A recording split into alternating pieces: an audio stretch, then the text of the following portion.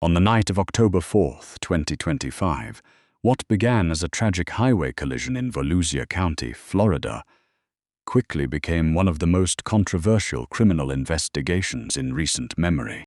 3 people lost their lives. A 4th was seriously injured. The driver believed to have caused the crash fled the scene, setting off an intense statewide search. For months, investigators insisted they had found the person responsible, but they hadn't. Instead, they arrested an innocent 23-year-old woman, held her without bond, and built an entire homicide case around evidence that would later collapse under even basic scrutiny. This isn't simply the story of a fatal hit-and-run. It's a story about how an investigation can go wrong when investigators stop testing their assumptions and begin defending them. Everything started on Interstate 4 near mile marker 108. According to investigators, a Dodge Durango made an unsafe lane change, sideswiping a Ford Focus.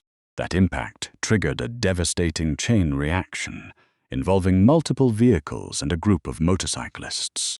The consequences were catastrophic. The Ford Focus ricocheted back into traffic and struck another SUV. Several motorcycles crashed. 3 people were killed, including Flagler County Deputy Administrator Jorge Salinas, his wife, and 54-year-old motorcyclist Joaquin Anthony Dino. The Dodge Durango never stopped. The driver disappeared into the night. At that moment, investigators faced 2 urgent questions: who was driving the SUV, and where had it gone? For investigators, the case appeared straightforward. Witnesses described a Dodge Durango traveling at extremely high speed immediately before the collision. Traffic camera systems, known as flock cameras, captured thousands of vehicles traveling along Interstate 4 that evening. Using those camera records, investigators identified a black Dodge Durango belonging to 23-year-old Lindseay Issacs. From their perspective, everything seemed to fit. Her vehicle had been captured traveling on I-4 only minutes before the crash. Witnesses had mentioned a Dodge Durango. Investigators believed her SUV showed damage consistent with the collision. After 6 months, they arrested her on 3 counts of vehicular homicide and leaving the scene of a fatal crash. To the public, it appeared the case had finally been solved. But here's where the investigation begins to unravel. One of the biggest problems wasn't what investigators found. It was what they ignored. Among the first 911 calls received that night was a witness describing something very different. Not a black Dodge Durango, a maroon Dodge Durango. The caller even provided part of the license plate. That information existed almost immediately after the crash. Yet investigators never seriously pursued it. Instead, they focused almost exclusively on the black Durango, identified through camera technology. This is an important distinction. Technology didn't make the mistake. People did. The camera system simply recorded vehicles passing through the area. Investigators chose which evidence to prioritize and which evidence to disregard. Former traffic homicide investigator Patrick McGeehan, who later represented Lindseay Issacs, believes the investigation suffered from classic tunnel vision. Once detectives identified one possible suspect, every new piece of information was interpreted as confirmation. Anything that contradicted that theory received little or no attention. This phenomenon is well known in criminal investigations. It's called confirmation bias. Rather than asking, could this suspect be innocent? Investigators unconsciously begin asking, how do we prove she's guilty? Those are 2 very different investigations. The alleged physical evidence became even more troubling. Investigators claimed Lindseay Issacs' Dodge Durango contained damage consistent with the fatal collision. That statement appeared in arrest affidavits. It was repeated under oath during court hearings. It helped persuade a judge to deny bond. There was only one problem. When the defense finally recovered the vehicle, after more than 6 months in police custody, there was essentially no collision damage at all. The SUV appeared remarkably clean. Defense attorneys photographed every panel. They videotaped the vehicle leaving police custody. According to the defense, There wasn't even a scratch matching the collision investigators described. If that's accurate, it raises an obvious question. How could investigators repeatedly testify that damage existed when the vehicle itself appeared to contradict those claims? There are only a few possible explanations.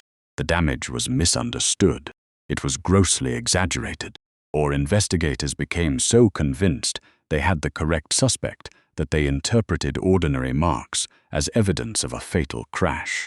None of those possibilities inspire confidence. The timeline also deserves attention. Police seized Lindseay's vehicle almost immediately after the crash. Then it sat in police custody for approximately 6 months. During that entire period, investigators had access to the SUV. Modern vehicles contain event data recorders, often referred to as automotive black boxes. These systems can preserve valuable information about speed, braking, steering input, and collision events. According to the defense, investigators never downloaded Lindseay's EDR data before charging her. If true, that's remarkable, because when investigators later located the actual suspect's vehicle, they reportedly examined that vehicle's EDR almost immediately. The data allegedly showed the SUV traveling at well over 110 miles per hour immediately before the collision. That evidence became a central part of the new case. So the obvious question becomes, why wasn't the same forensic step performed on the first suspect's vehicle? Lindseay Issacs spent 13 days in jail. She was denied bond. She says she was placed in solitary confinement. Outside the jail, the damage continued. Media coverage portrayed her as the driver responsible for killing 3 people. People recognized her. According to her attorney, even her physician reportedly refused to continue treating her because he believed she was a murderer. This illustrates something often overlooked in wrongful arrest cases. Even when charges are dismissed, reputational damage doesn't simply disappear. Public accusations travel much faster than public corrections. Everything changed when Lindseay's defense team began conducting its own investigation. Instead of accepting the prosecution's theory, they started rebuilding the case from the beginning. They examined photographs, reviewed witness accounts, visited the crash scene. Most importantly, they forced prosecutors to reconsider assumptions investigators had already accepted as fact. When prosecutors ordered an independent review, investigators reportedly revisited the original 911 recordings. Almost immediately, the maroon Dodge Durango resurfaced. The witness who had described it from the very beginning suddenly became critically important. From there, the investigation moved quickly. Authorities identified another suspect, 47-year-old alyssamontalvo. According to investigators, her maroon Dodge Durango showed actual crash damage. Records indicated repairs had been performed shortly after the collision. License plate reader data reportedly documented the vehicle before, during, and after those repairs. Unlike the case against Lindseay Issacs, investigators now possessed multiple independent sources of evidence pointing toward the same conclusion. Physical damage, witness statements, repair records, electronic vehicle data. Together, those pieces formed a far stronger investigative picture. Perhaps the strangest revelation came later. Investigators now believe alyssamontalvo wasn't a stranger to one of the victims. She allegedly knew Joaquin Anthony Dino, the motorcyclist killed in the crash. According to court records, both may have attended the same birthday celebration earlier that evening. If accurate, it creates a heartbreaking irony. While Dino's daughter publicly expressed relief after Lindseay Issacs' arrest, believing justice had finally arrived, investigators now believe the actual suspect had been celebrating with Dino only hours before his death. Few cases reveal investigative failure in such a devastating way. So what lessons should be taken from this case? First, technology is only as reliable as the people interpreting it. License plate readers, traffic cameras, and AI-assisted investigative tools are valuable resources, but they cannot replace fundamental detective work. Second, investigators must constantly challenge their own theories. Good investigations don't seek confirmation. They seek truth. Every serious theory should be tested against evidence that might disprove it. If investigators stop looking for contradictory evidence, they risk becoming advocates instead of investigators. Finally, this case reminds us that wrongful arrests don't only harm innocent suspects. They also delay justice for victims. For nearly 6 months, the person ultimately accused of causing the crash allegedly remained free while investigators focused on someone else. If prosecutors had not reopened the investigation, it's impossible to know how long that mistake might have continued. Today, Lindseay Issacs is no longer facing criminal charges. The focus has shifted toward civil litigation and potential investigations into how the original case was handled.